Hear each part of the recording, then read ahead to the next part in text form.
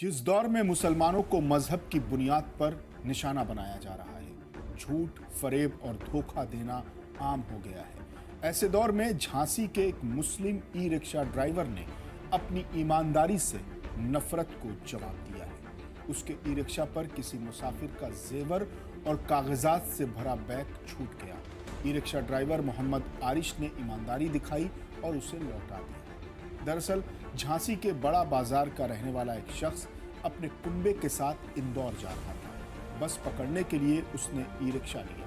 उसके पास 2 बैग थे जिसे वो बस स्टॉप तक जाने के लिए ई रिक्शा पर लेकर सवार हुआ। लेकिन बस पकड़ने की जल्दबाजी में एक बैग ई रिक्शा के ऊपर ही भूल गया। ई रिक्शा ड्राइवर ने भी इस पर ध्यान नहीं दिया। जब सवारी बस में पहुंची तो उन्हें बैग के खो जाने का एहसास हुआ। इसके बाद परिवार ने फौरन इसकी खबर पुलिस को दी।